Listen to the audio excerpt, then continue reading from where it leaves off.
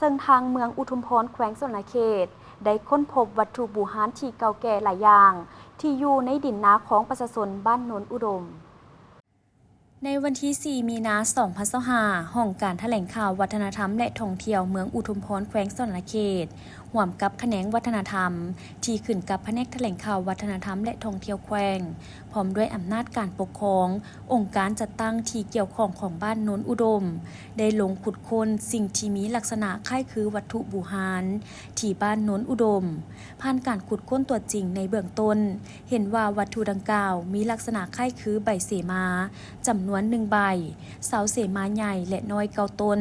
และวัตถุที่เป็นสิ้นส่วนเงินลาด35สิ้นส่วนหิน1อันสิ้นส่วนตะปู1อันสิ้นส่วนบิ้งถ้วย1อันและขุดหิน1อันอยู่ที่ดินนาของนางเลาะอายุ50ปีประชาชนบ้านโนนอุดมตามการบอกเล่าของนางเลาะเจ้าของดินนาให้ฮู้ว่าหลายเส้นคนก็เคยเล่าขานกันมาว่าสถานที่ดังกล่าวเคยมีบ้านห้างและวัดห้างโดยเฉพาะในบริเวณขอบเขตดินนาของตนอาจจะเป็นวัดห้างบ่อนที่ตั้งสิมมาก่อนจึงพบเห็นลักษณะคล้ายคือวัตถุโบราณบ่ว่าจะเป็นใบเสมาเสาเสมาใหญ่และน้อยสิ้นส่วนเงินลาดขุดหินและอื่นๆในบริเวณนี้